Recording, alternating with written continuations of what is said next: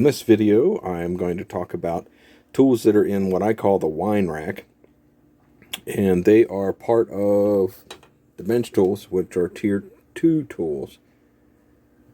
And the wine rack is this apparatus here, all the PVC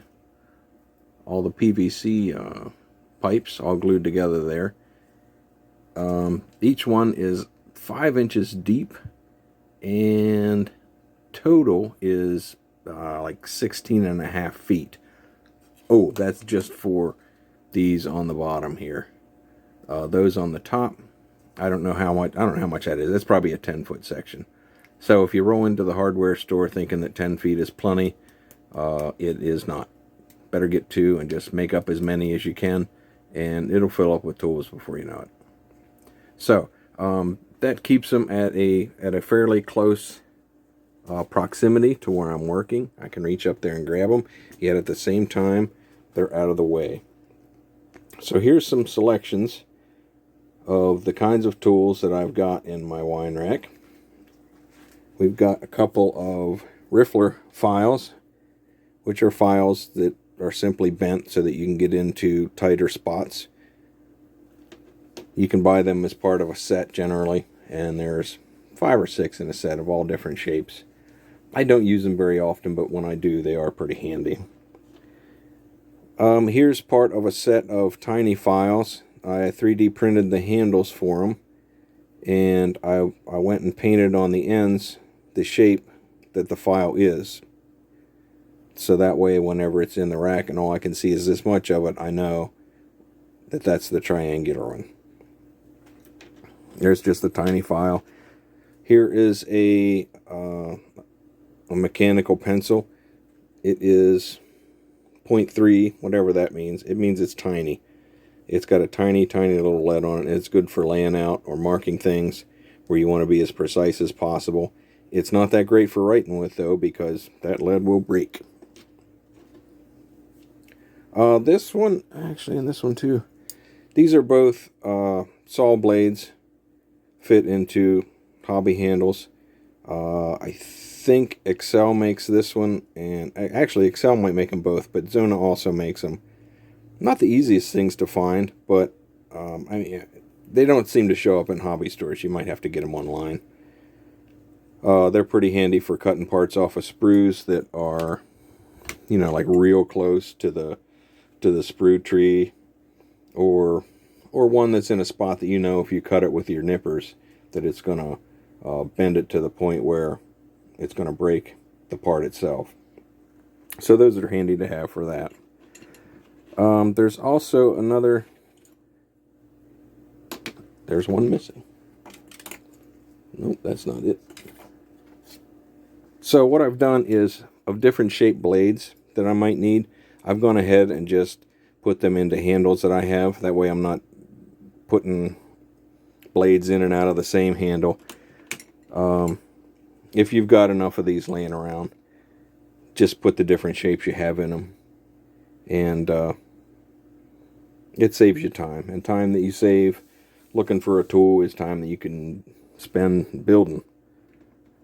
I think this is a wood carver's knife. It takes the number 2, I don't know, I guess they're called number 2 size X-Acto blades, the ones that have a wider shank on them. And it's got a pretty stubby little handle on it, so that it's really, designed to be cutting like that towards yourself. The handle that was on it was plastic, and it was so packed with tar, I guess, from some cigarettes, that it stunk. I couldn't get the stink out of it, so I pulled it off and made this one to fit on there. I think this one's a little bit longer, but it certainly doesn't stink. I haven't really used that too much yet. It hasn't really fit into my modeling world yet. These are all Scalpels. These blades are both of these blades have lips on the top of them that makes them a bit stronger, and I think it makes them last a lot longer. These are basically this. Well, no, they're not. They've kind of got the same shape point on them, but of course they're vastly different in size. This one is real handy, as in you can cut quite a bit on the push stroke with this one because of it's almost got a chisel tip on it.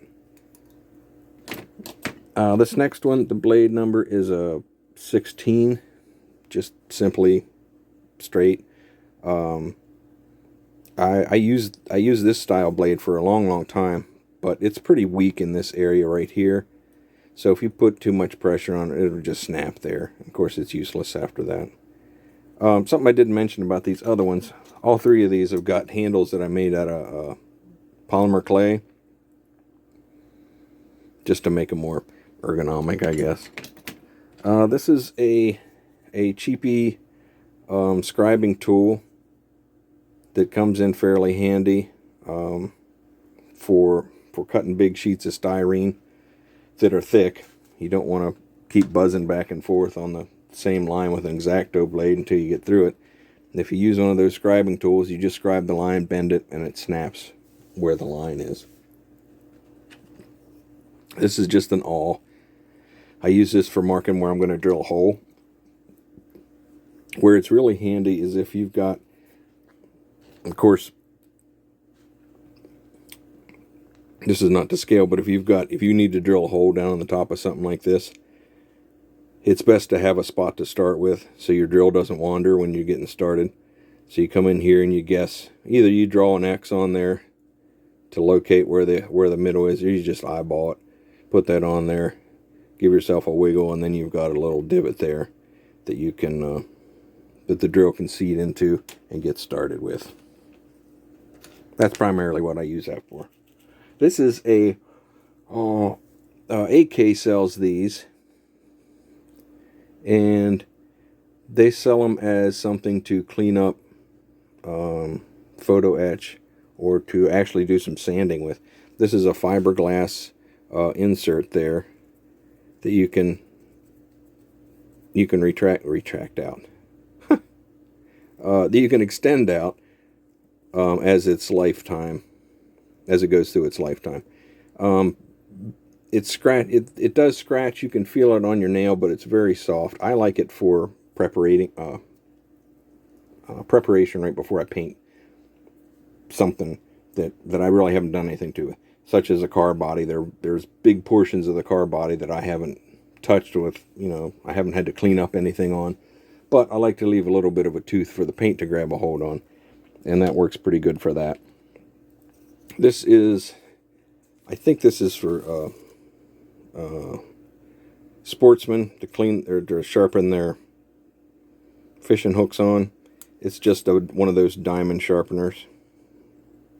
Got a pointy end, a flat portion, and then a groove. I guess that's for the fish hooks. I'm not for sure.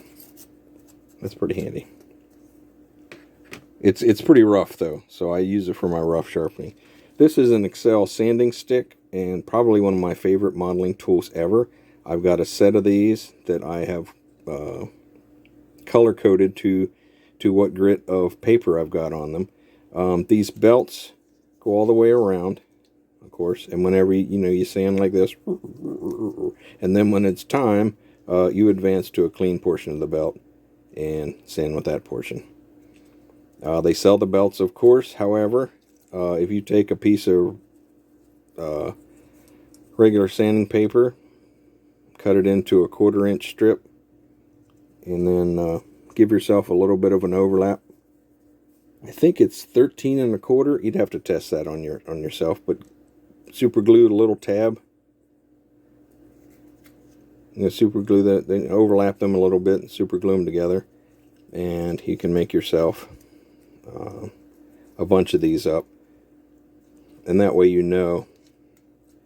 I don't know if you've noticed, but sandpapers are somewhat different from brand to brand. A 400 in one brand isn't a 400 in the other. So I like to stick to the same brand and then make all my stuff out of that paper.